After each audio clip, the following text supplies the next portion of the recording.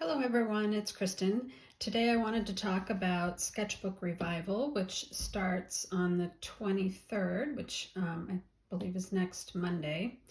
And this pile right here are sketchbooks that I made with the first pre-workshop lesson, which is about making a sketchbook for the class using actually basically this technique, although I did a little something extra here that I'll mention when I get to talking about these. I'm going to set these aside for right now because I wanted to mention Sketchbook Revival first. Now, last year I did a video showing the sketchbook that I made for last year's class, which was this one, and I will link to that video in the description box. But in that video I did show this little journal, which was the first time I did Sketchbook Revival in 2018. So I'm not going to go through that because that's in that video. I also showed these pages from this journal, which was from 2022. Now, I feel like I just didn't do Sketchbook Revival in 2019, 2020, 2021 for some reason, because I can't find any old sketchbooks with the lessons. I don't know how I missed it, but I think that's what happened. So I'm not going to show you all of that right now, but I did want to show you this one because this was, oh, actually, I'm going to start with this. This was also from 2022. So when I did those other lessons, this was the little sketchbook that I couldn't actually find in that video that I did last year. I mentioned this sketchbook, but I didn't find it, but I have since found it. And this whole entire sketchbook has all the lessons from 2022, at least all the ones that I did. And I don't remember off the top of my head if I did all of them, but I did a lot of them, so you'll see that. I actually did a self-portrait here because there was a lesson where we did people drawing, and so I ended up doing portraits of all the presenters for the class in here, and that was kind of fun, especially now to go back and see those things is really neat. So this ended up having all the lessons, and usually I put, I did a portrait of the presenter and then I did the lesson along with it. But I think some of these were just, like this one, I was just drawing something in my living room, so it wasn't anything special, but I probably did not do every single lesson that they had, but I did do a lot. And so there's some of my favorite people, like Carla Sondheim. I've been doing Carla's classes for years and years, and I just love what she does. Oh, she did the Zoom portraits. That was with Carla. So I think that's what started me wanting to do all these other portraits. So that was pretty cool. At some point, I think I discovered that I didn't really care for the paper in this sketchbook. It's not a real watercolor paper. I'm not sure what it is. This is a Hanamulo sketchbook, and they do some really nice sketchbooks, but this is not watercolor paper. It's probably just drawing paper. So it just doesn't take watercolor very well, but I did continue with it. And I think I decided at some point that I would only work on one side of the page. So that's what happened over here. But one thing that I just always have loved about Sketchbook Revival is discovering artists that I have never heard about before, didn't know their work. And while a lot of these people are people that I have known in the past, I always seem to discover some new people.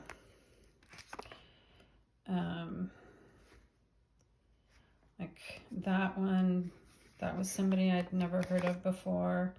I didn't know Charlie O'Shields. I didn't know who Tiffany Sharp was.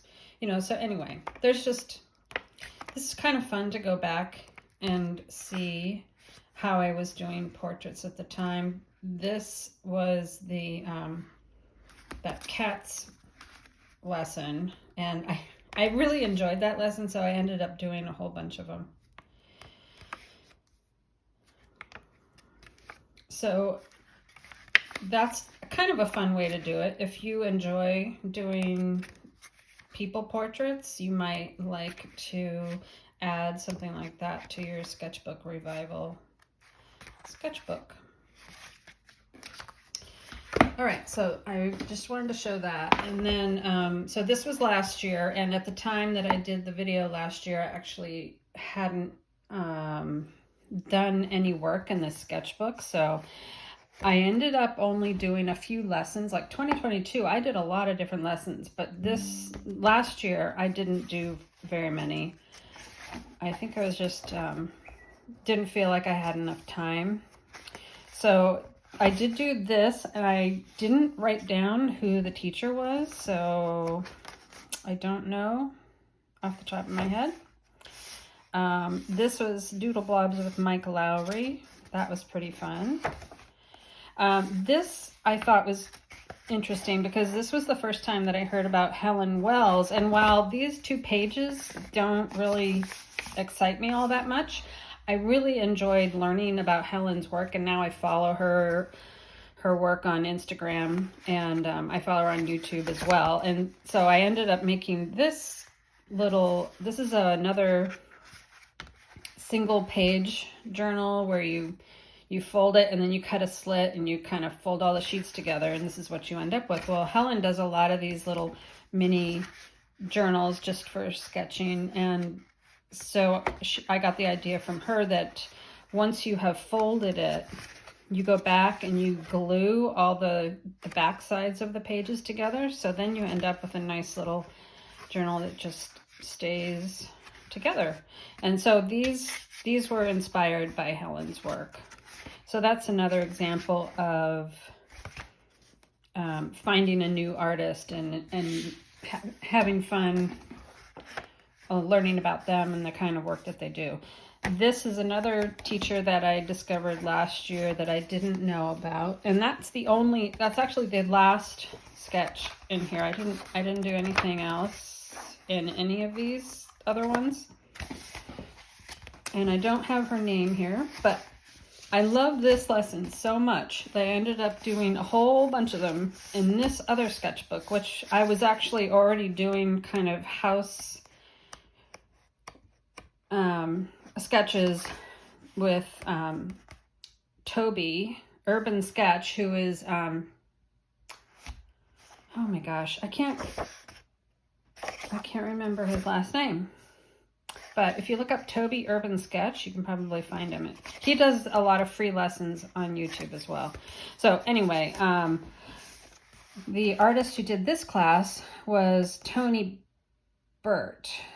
And so after I did this one, I just got inspired and did all these other kind of fun little whimsical house sketches with the fun colors that she did. I just thought that lesson was so much fun. So I did a whole bunch of those in this little sketchbook. Oh, this is another... Let's see, this is Joy Ting. So she was also one of the teachers last year, I guess. And also this one, Angela Fair. And then back here, like here's another one. So I went back and did these kind of more somewhat realistic. Toby doesn't actually do terribly realistic, but he does kind of these urban sketches. And then I had to just go back and do some more inspired by Tony Burt, so I did like these very whimsical ones like that. I had fun trying different kinds of inks and fountain pens. Yeah, so anyway, just wanted to show that that's one of the best things about Sketchbook Revival. Now I'm going to talk about these journals because, or sketchbooks, journals. I know you could use them for all kinds of things, I suppose. Look, see how colorful they are? They're very fun. So I don't recall the name of the gal who did the first lesson, so you'll have to go look it up. I'll put the link to the new schedule in the description box. I'm terrible with names, in case you haven't noticed, but she taught this class on putting together a sketchbook and doing a French link stitch. This is French link. She did not put the ribbons underneath the French link, which I have done this type of bookbinding before, so I already knew about the technique of putting the ribbons in there. So I just added ribbons on these first two that I made anyhow. But one thing that I obviously you can tell here, it's very colorful because I used all these gel printed papers. And they're on various weights of paper. So the covers are thicker, more like watercolor paper. And this is one signature, and I just closed the two pieces with glue so that it makes a sturdier cover. So I did that on the front and the back. And then on the inside, each signature has a gel printed paper cover around, in this case, let's see, there's 2 sheets of mixed media paper, but there's a bunch of different signatures in there. So I don't know how many pages exactly, but this was really fun to do. And I think this was the first one that I did. At the end of doing the bookbinding, she has you put glue on the spine, and I have never actually done that. I've done this style of bookbinding before, but I've never put glue on the spine. And my books do tend to have a little bit of wiggle room, which that one's actually not too bad. There's some of them are a little more wiggly than others. So if you try this technique and you want to do the glue on the binding to make it a little sturdier, well, one thing that you might realize is that you don't have to do the glue right away. You can just go ahead and start working in a book, whether it has glue or not. And if you discover later that you want to add the glue, you can do it at that point. So that's my first tip. The other tip is if you want to try putting the ribbons underneath, that's just kind of fun. It adds just a little more. You can add more color that way. You can make your book a little bit sturdier, but you don't have to. This is my problem with the glue, is I don't have a book press, so my signatures on this book, some of them got kind of glued together, and that bothered me. So that's the reason I haven't done any more glue. I actually did only 1 coat of glue on this. I didn't add any more yet. I am thinking about possibly getting or making a book press, in which case I might try the glue at a later point. So I just wanted to show that you can have a lot of fun with these Sketchbook Revival classes. And in particular for me, because I've already enjoyed bookbinding, I always like watching new methods. And so the glue on the spine technique of this is something that I hadn't ever heard of people doing with that style. So that was kind of fun. This is what the ribbon looks like on the inside, and you can just glue it to the page. If you really don't like the look of the glue of the ribbon there, you can cover it up. I did do that. And here I just added some other gel printed papers over the top of that one. But on this back side, I really liked this page. I didn't want to cover it up, so I just left the ribbons as they are.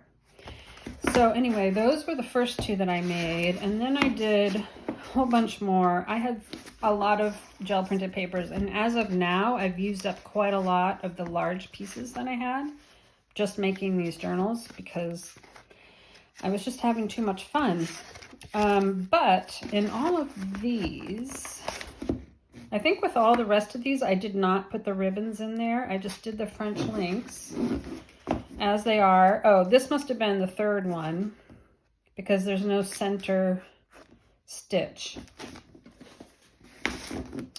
So these were the first 3 that I made. And on this one, I did do a wider French link, which is what she recommends. This is a 1-inch spacing there. And I actually prefer the look of the more narrow one.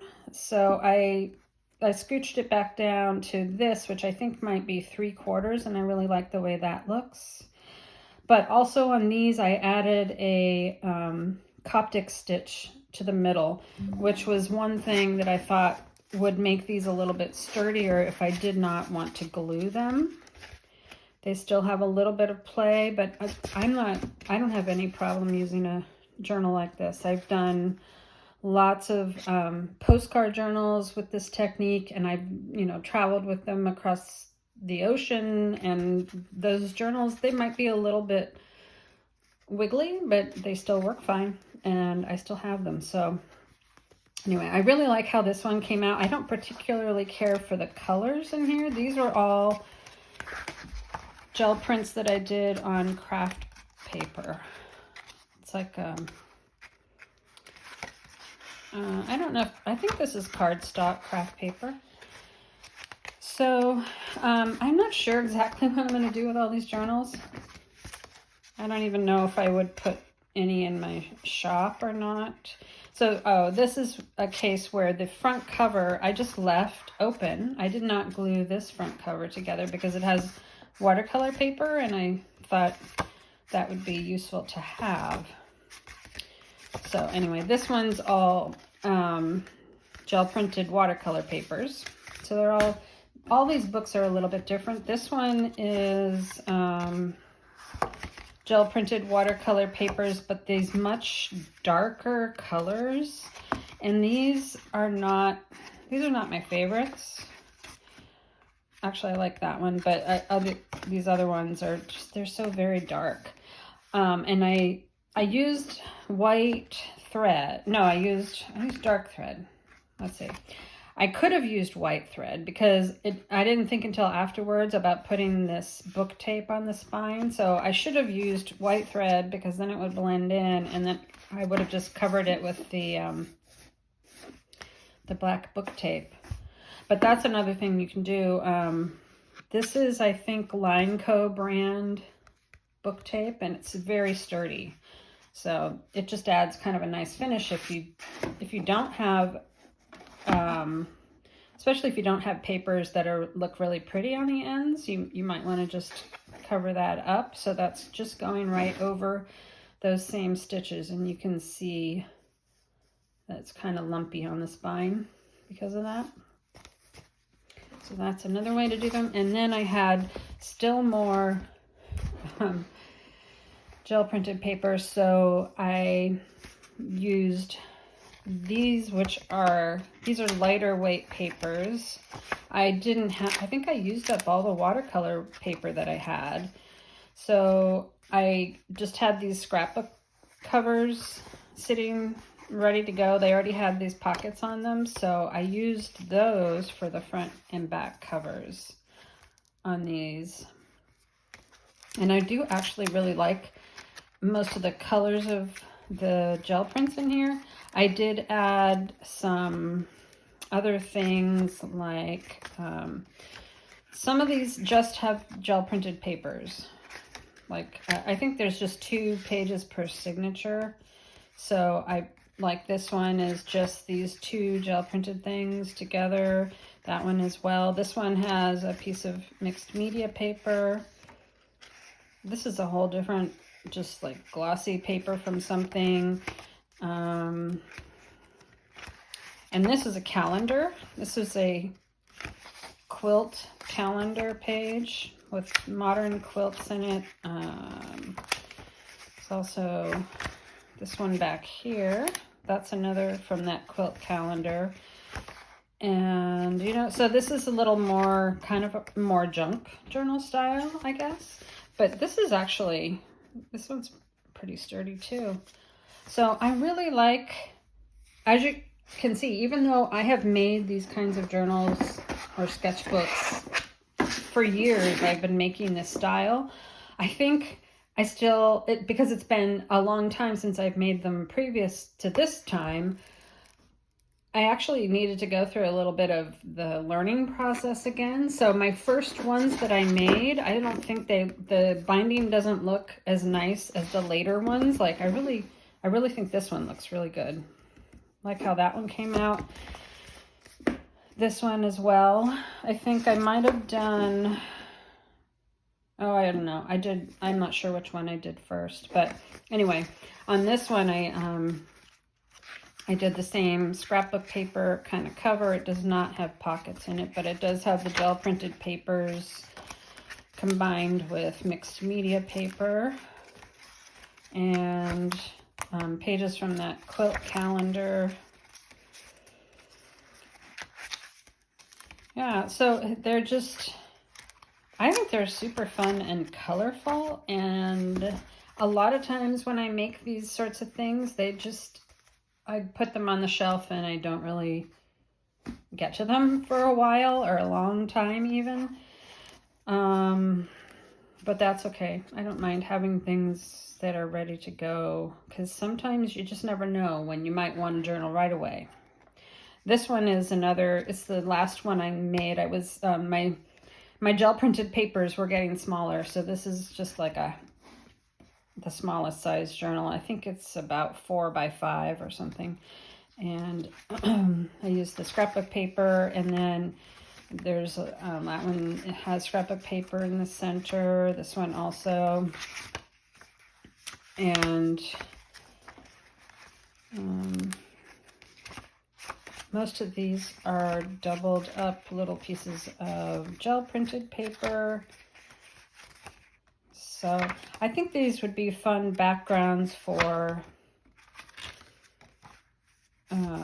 collage.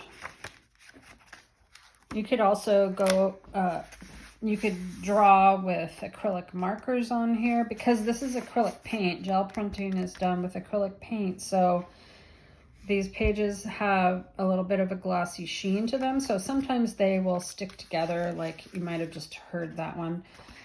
That doesn't bother me, but if it does bother you, you either would not put gel printed paper next to other gel printed paper, or you could rub candle wax over it, or even an artist's wax if you have that. It just makes it not stick. So anyway, these are just fun. I don't know what I'll do with them exactly. I guess I'll probably pick one to use for my Sketchbook Revival this year, although I still have all these pages in this book, so maybe I'll use that one. I don't know. We'll see. All right. That's all I need to talk about today. I will see you in the next one. Bye-bye.